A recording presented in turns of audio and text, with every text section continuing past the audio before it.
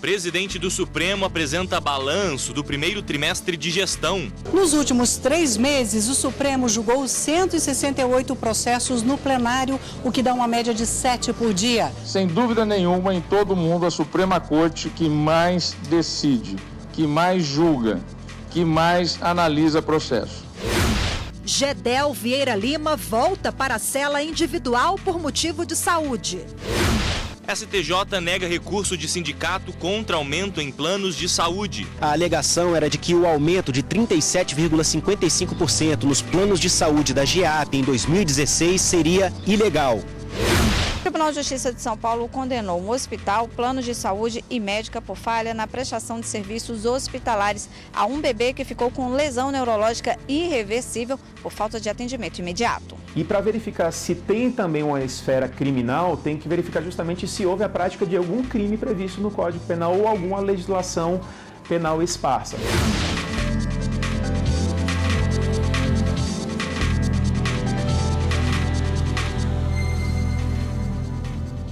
Olá, boa tarde. Boa tarde. O presidente do Supremo Tribunal Federal e do Conselho Nacional de Justiça, ministro Dias Toffoli, adiantou alguns itens da pauta de julgamentos para o próximo ano. Toffoli também fez um balanço da atuação da Corte desde que assumiu a presidência há 3 meses. No encontro com jornalistas, o presidente do STF adiantou 2 temas importantes que estarão na pauta do plenário no ano que vem. A prisão após condenação em segunda instância, no dia 10 de abril, e a descriminalização do uso da maconha, no dia 5 de junho. O ministro Dias Toffoli também divulgou o balanço dos últimos 3 meses à frente da presidência do Supremo. O acervo do STF tem hoje 38.500 processos, a maioria recursos extraordinários e habeas corpus.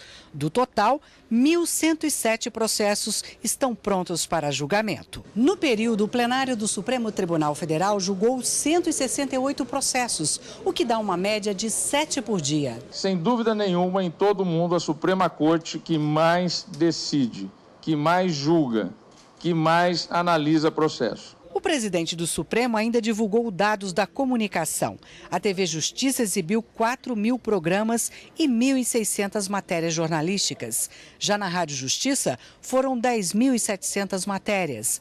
O Twitter do STF teve 12 milhões e 100 mil visualizações. O ministro também divulgou um balanço do Conselho Nacional de Justiça, do qual também é presidente. Foram julgados 89% dos casos pautados. Foram 6 sessões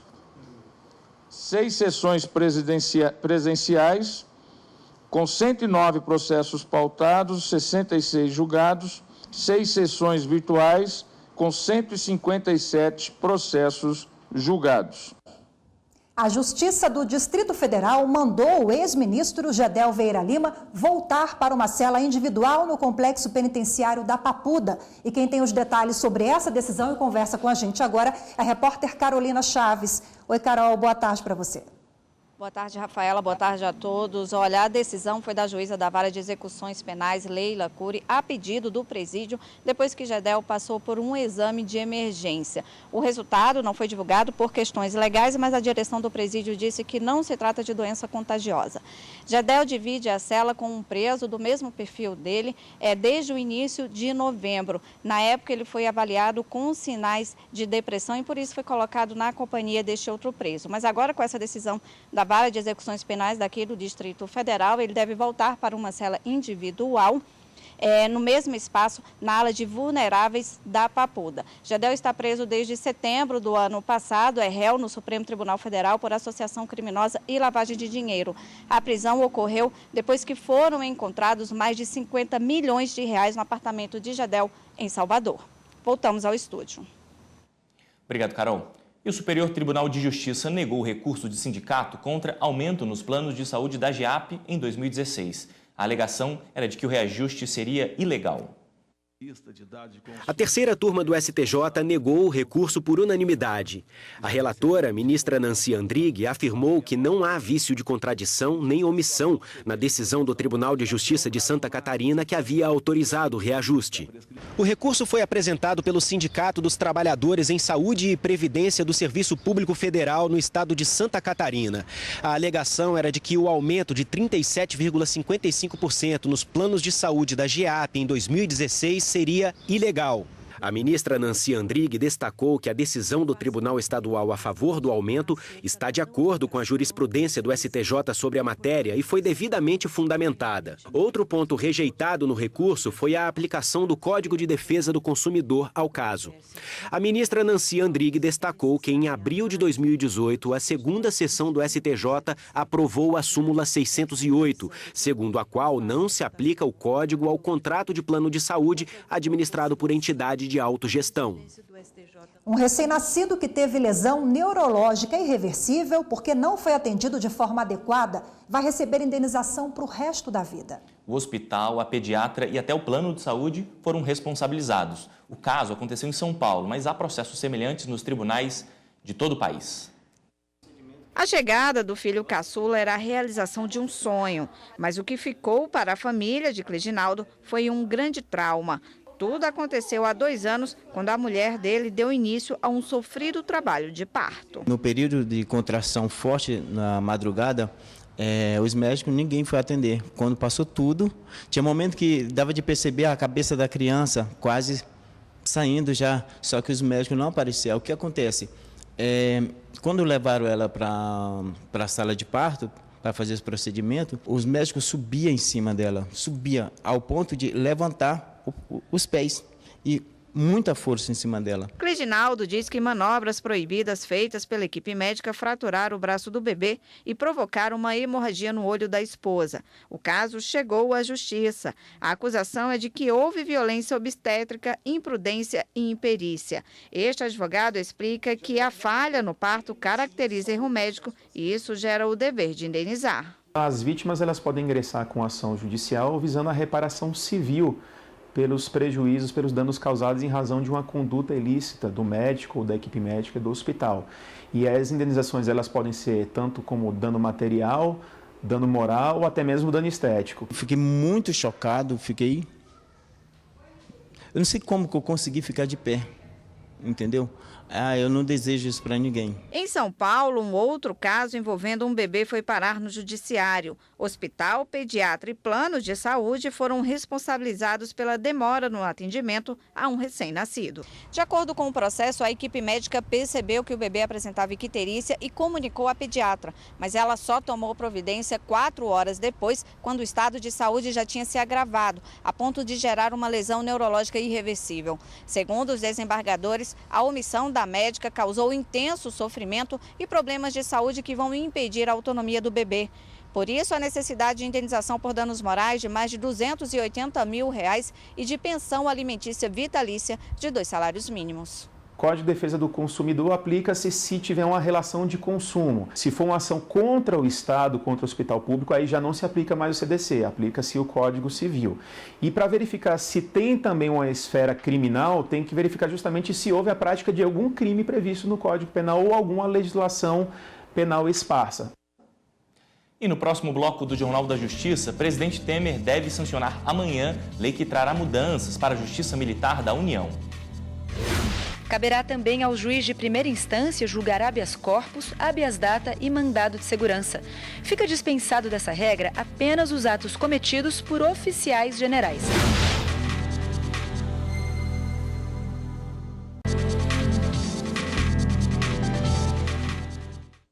A Justiça Militar da União vai passar por mudanças. As alterações na organização e no funcionamento devem ser sancionadas amanhã pelo presidente Michel Temer. Com a nova lei, apenas o juiz federal da Justiça Militar terá competência para julgar civis que praticarem crimes militares definidos por lei em primeira instância.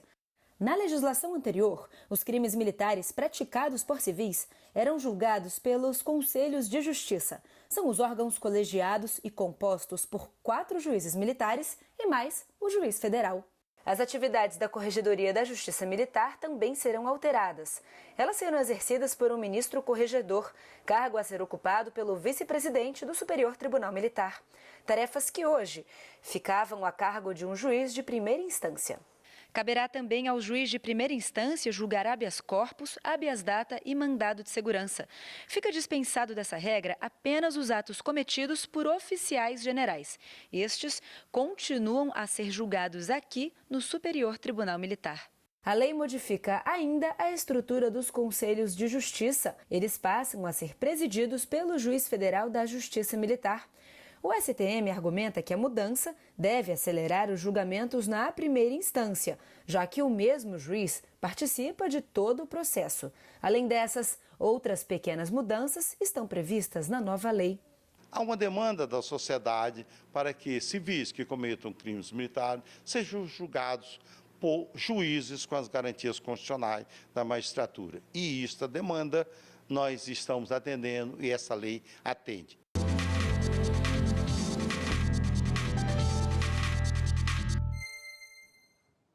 E agora, aqui na bancada do Jornal da Justiça, o presidente do Superior Tribunal Militar, ministro José Coelho Ferreira. Boa tarde, obrigado em primeiro lugar pela participação conosco, ministro. Obrigado vocês por essa oportunidade de falar sobre justiça militar. Boa tarde, presidente. Boa tarde. O senhor já adiantou, vimos agora há pouco na reportagem, mas eu queria que o senhor explicasse um pouco mais quais as principais modificações com a lei que deve ser sancionada amanhã.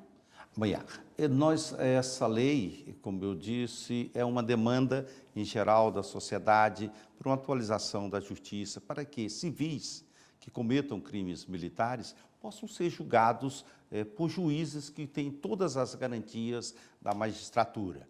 Hoje, o civil comete crime militar e o militar também, porque a justiça militar não é uma justiça para julgar militares, mas para julgar quem comete crime militar. Nesse caso, se um civil comete um crime militar, ele será julgado por um juiz.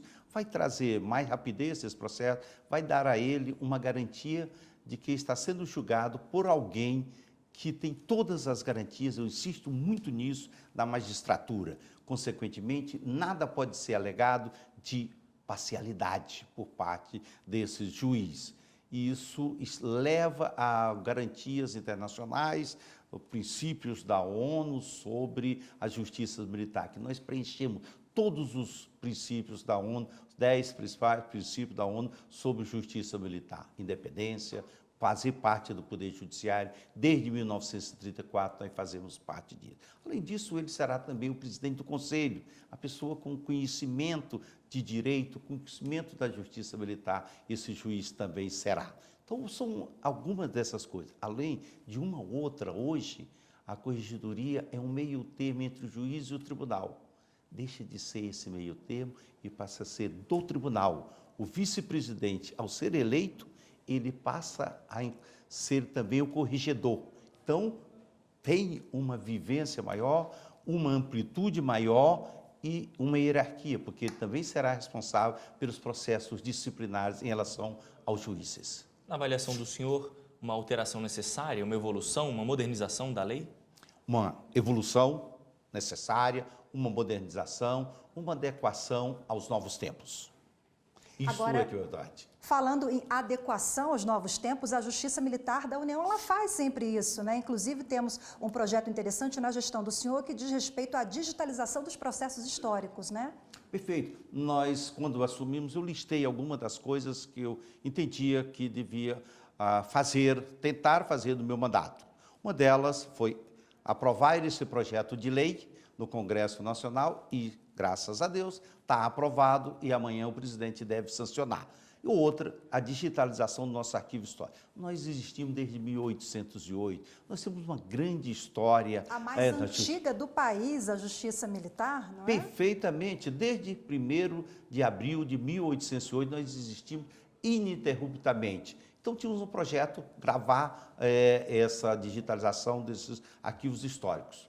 Eu fiz uma opção, porque nós temos dinheiro público, temos que nos preocupar com o dinheiro público, mas também temos que dar uma destinação social a esses gastos, a esse dinheiro público. E o que nós decidimos? Que pessoas com necessidades especiais deveriam ser contratadas para fazer a gravação, a digitalização desses arquivos históricos. Pessoas surdas, por exemplo, então com problemas auditivos, e estão lá satisfeitos. Eu fiquei muito alegre, muito satisfeito pela alegria deles de terem uma oportunidade. Estão fazendo um trabalho maravilhoso em termos de digitalização. São compenetrados, não temos queixa nenhuma. Estamos renovando o contrato, continuamos no próximo ano e eu espero até que terminemos, porque nós temos por volta de 22 milhões de documentos para ser digitalizados. Já chegamos a mais de 5 milhões, quer dizer, que temos um longo caminho ainda pela frente.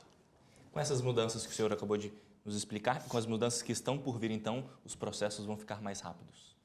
Essa é outra realidade que nós vamos ter, é exatamente o processo mais rápido, porque o juiz é o mesmo no início ao fim do processo, não há mudanças dos conselhos, então vai ser muito mais rápido.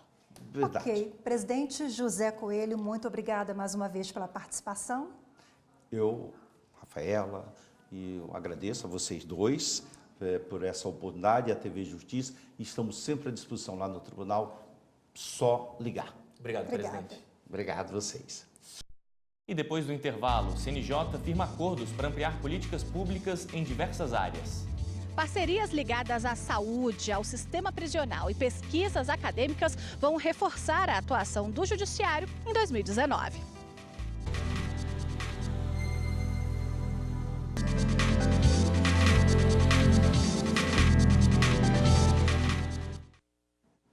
Depois de uma ação civil pública movida pelo Ministério Público Federal do Rio de Janeiro, a Justiça determinou que a ONG Ação da Cidadania não alugue ou ceda, especialmente para festas e eventos comerciais, o armazém central das docas Pedro II.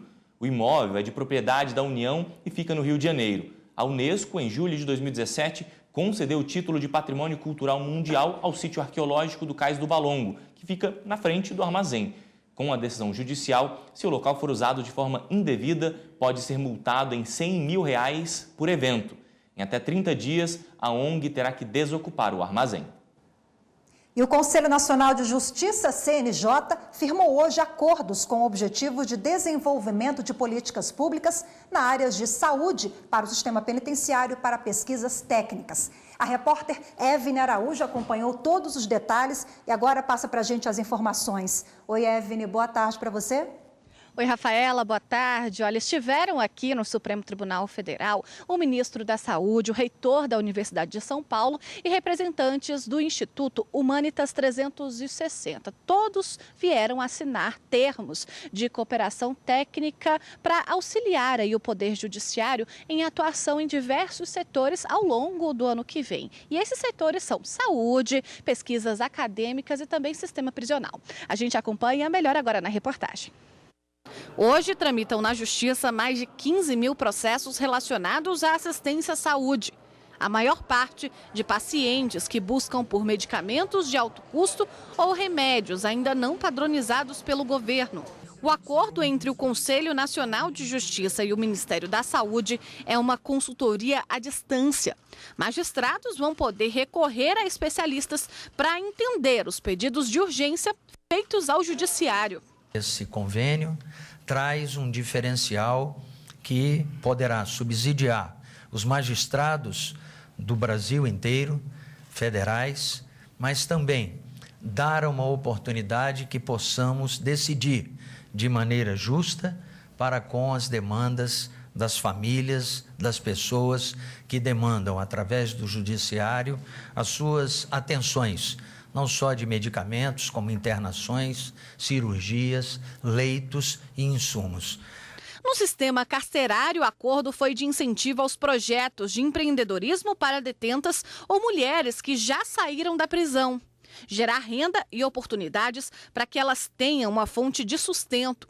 A parceria foi firmada com o Instituto Humanitas 360, que já apoia projetos implementados em penitenciárias femininas no país com este objetivo. É com grande emoção, mas também com enorme convicção, que nós firmamos esse termo de cooperação, através do qual o Conselho Nacional de Justiça abraça conosco a causa das cooperativas, pelas pessoas privadas de sua liberdade e pelos egressos do sistema prisional. O CNJ também firmou o termo de cooperação técnica com a Universidade de São Paulo.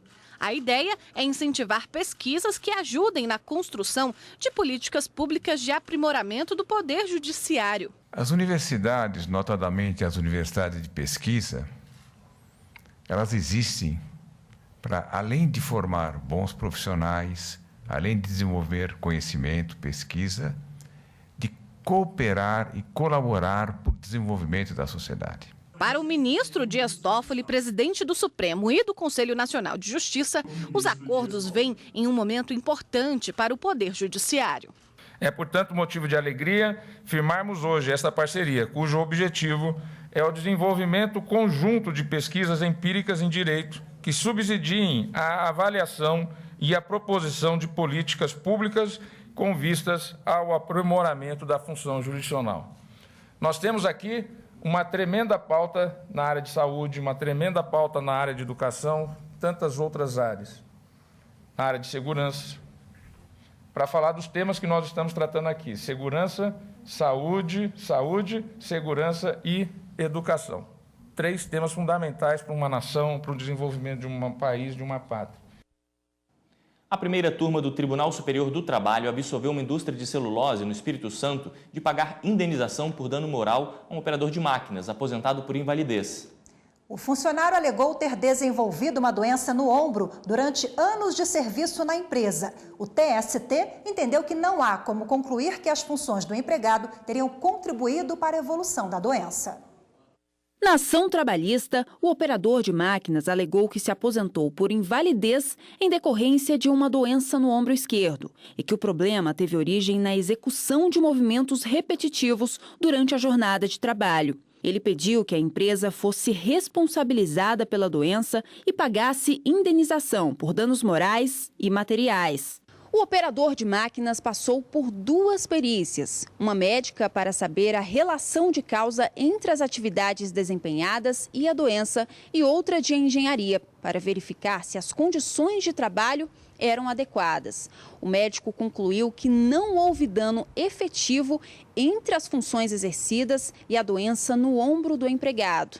Já o outro laudo apontou que as cabines e máquinas processadoras florestais utilizadas pelo profissional atendiam às normas da indústria.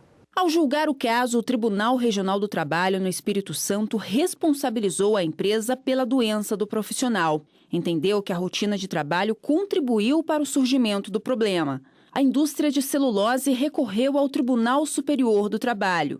Na primeira turma, o relator ministro Hugo Carlos Scheuermann afirmou que o entendimento do TRT não é capaz de afastar as conclusões dos laudos periciais. Segundo o ministro, é impossível concluir que as atividades desempenhadas pelo operador contribuíram para o desenvolvimento da doença. Por unanimidade, os ministros da primeira turma absolveram a indústria do pagamento de indenização por danos morais e materiais ao operador de máquinas.